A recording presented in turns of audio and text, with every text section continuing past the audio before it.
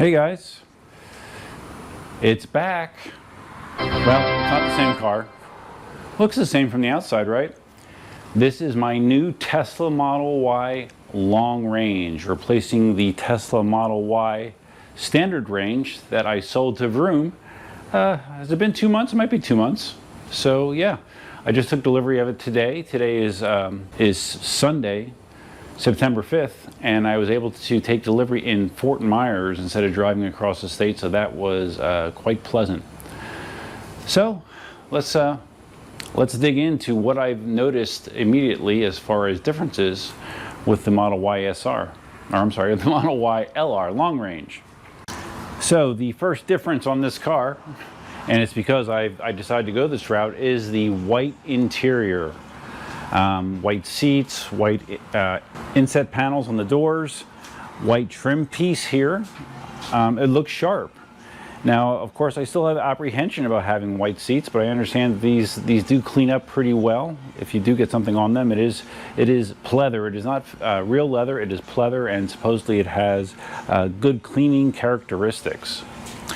The one flaw that I saw on the car so far is there's a little blotch of something there. I don't know if it's paint or whatever. I did already take a picture of it. In case I can't get it off, I'm going to try to hit it with some Goo Gone, see if I can clean that up. But that is the only visual blemish that I saw so far, other than some less than perfect cleaning and prep that I saw in here. But again, I think I can clean this up pretty well myself. There's a little bit of dirt on the door there, but you know, it's fine. You know, that's the thing with a white interior. You're going to see everything and anything as far as dirt goes. So luckily I'm a pretty clean individual in most situations, at least when it comes to my cars. So music, we don't want music because no, I don't want that. Oh, okay, I can. There we go. Mute. So I might have to block that out because we don't want to be flagged for copyright, right? That's a bad thing. So like I said, the white interior, big difference. The other thing that struck me immediately was the console. The console is totally different from my Model Y SR that I bought in February. Totally different. My Model Y SR basically had the same center console as my old Model 3. The only difference was it had some USB-C ports down here. This is totally different. Gone is that annoying glossy piano black trim. The actual console itself is now stitched, you know, like a stitch. I'm sure it's fake leather. So it's a more higher end appearance. Gone is that flip down tray. Now there's another blemish. See, for some reason there's a white line underneath there. That's interesting. Okay. So blemish number 2. Gone is the flip down tray. You know, you can no longer flip down a tray to cover this area. It's just a sort of a, it feels like kind of a little bit Alcantara-ish. You put your phone there and it again is wireless. So that's quite different. It has a nice little ridge there. So I like this. I prefer this. And I prefer this upgraded stitching. The cup holders look different as well. Again, not the annoying piano black, so I'm not going to have to buy an auxiliary kit to change the appearance of this because I'm fine with the way this looks.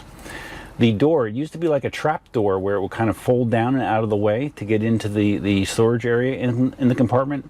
Now it's a slider. Light comes on.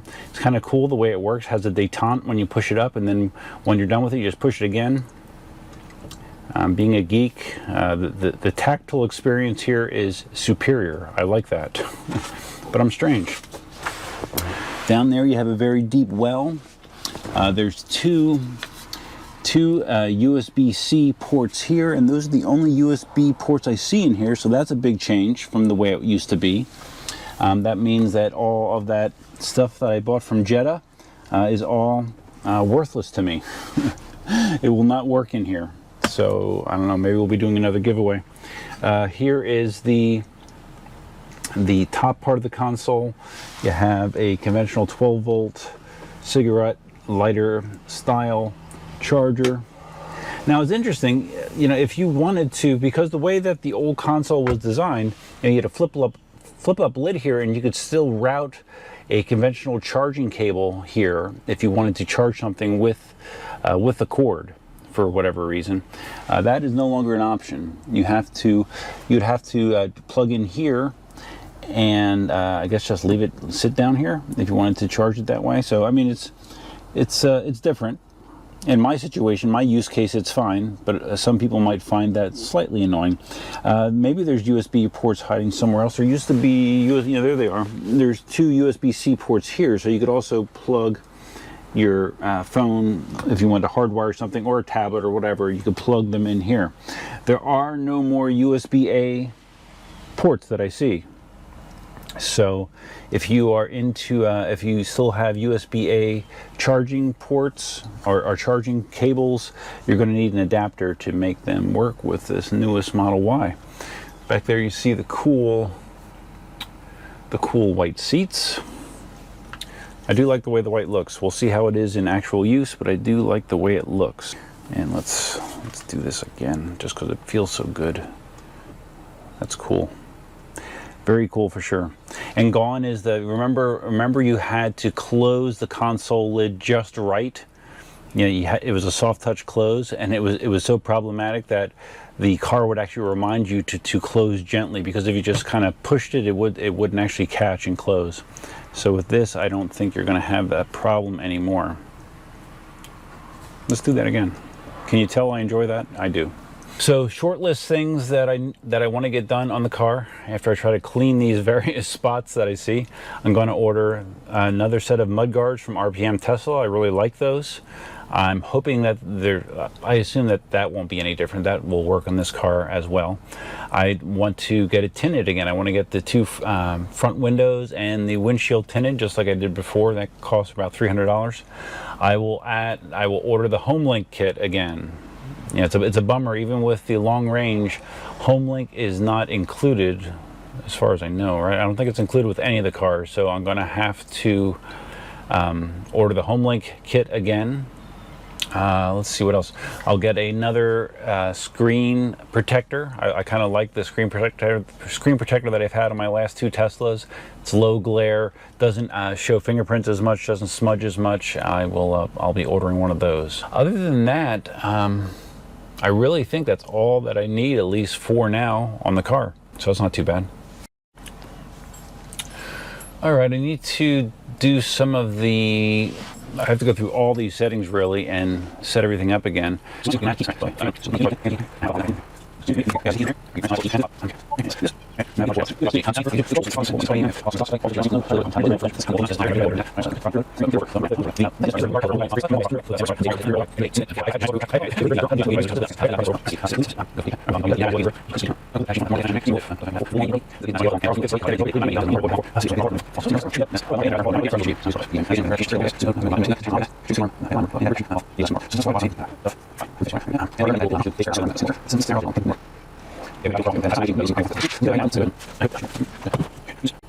Use a speakerphone or anything, so I need to add it. Add device. What's the deal? Okay, I just went through and I set up my seat. I set up the Bluetooth, so I think I'm pretty good to go here. I understand, with this model, I know there are some changes or deletions basically.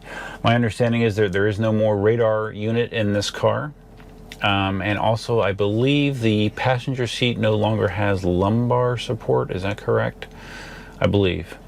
So far, man, I definitely am appreciating my upgrades. So let me see if I can clean these couple spots up. Can I make this stay? I doubt it. Stay there. Okay. All right. My first attempt is going to be with Goo Gone. Let's see if I can get this off with some Goo Gone. That'd be nice.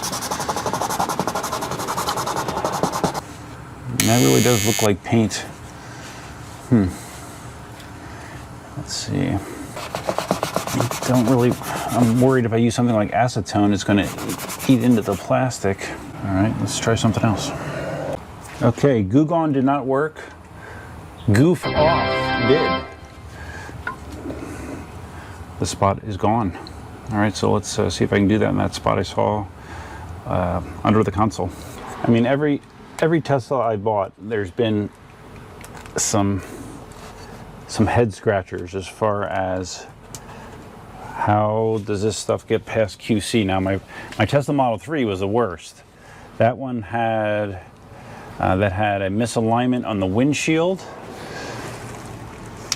Here we go. Yeah, this works good. All right, goof off. If your Tesla has some marks from the factory, goof off seems to get it off. All right, here we go. It's gone. So anyways, yeah, my Tesla Model 3, it had a uneven line along the front glass. You can see a visible dip there, which actually didn't get fixed because I talked to a tech there, and he said, I mean, to be quite honest with you, if you're not OCD and it doesn't bother you, I would just let it go, because replacing the glass, you're opening yourself up to the potential for leaks in the future. So I just let that go. Also, it had a misaligned steering wheel. Noticeably, it was probably like 10 degrees off, and they had to try to fix that 3 times. And the rear deck lid had a paint run, a nasty paint run in it. So they actually had to redo that trunk lid. They had to repaint it to get that working again, or looking decent again. So yeah, that was the problems with my Model 3. My last Model Y, this little cover here was popped out and the bare wires were exposed. That was my issue with my last Model Y. It looks like they're okay on this one. And this one, we just have those little paint or whatever they are, markings, but goof off got rid of them, so that's good. Also, I want to give you a quick update on my Tesla Model Y that I sold to Vroom. You may or may not recall that I put a Apple AirTag. I hid one in the molding of the vehicle, so I've been kind of watching its journey. For weeks and weeks, it just stayed in Central Florida, in the Winter Garden area, which I believe is where a Manheim Auto Auction is. I think it went through Manheim Auto Auction. It then moved like 80 miles north of Winter Garden. It was there for a little bit. And then suddenly the car was in the middle of a huge, it looked like a huge lot, car lot, in Georgia somewhere. And now I checked yesterday, and the car is still in Georgia, but it looked like it was, it last was pinged in a residential neighborhood. So I think my old Model Y is actually in the hands of its new owner, I believe. Not sure. I'll keep monitoring it for a little bit, but yeah. Model Y the old Model Y seems to have not gone any further north than Georgia. All right, guys, I'm just going to keep digging through my collection of stuff here and see what I do and do not need in the new car. A lot of it I don't think I'm going to need, to be quite honest with you. And this is probably already too long for some people, so I apologize for that. And I also apologize, I forgot to bring the camera with me when I picked up the car. Again, it was a super easy experience. This time I didn't have to sign any paperwork whatsoever. Not one signature, because I had signed the last thing that I needed to sign electronically.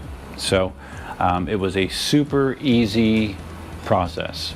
Did you freeze? No, okay. Super easy process. I was literally done in less than 15 minutes. So that's good. So I will be updating you how my new Model Y long range is.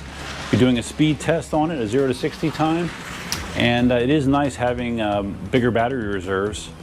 You know, full capacity is like 310 miles, something like that. So it is nice to have less range anxiety. Not that I really suffered from it before, but I really should not have that problem at all with this new car. So if you found this video interesting, please give it a big thumbs up. If this is your first time visiting the channel, please consider subscribing. I have a decent amount of Tesla content there already, and there will be more to come. Feel free to leave your comments, suggestions, ideas, and thoughts below.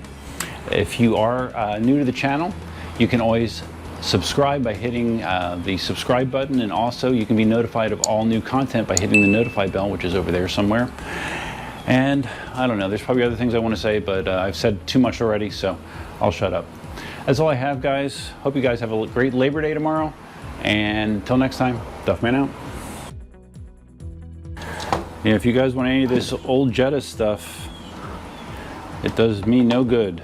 I cannot use, I don't believe I can use any of it. And I still have these old shitty front mudguards that Tesla sells. That RPM Tesla's iteration is much, much better. And I got this bag of shit to go through too.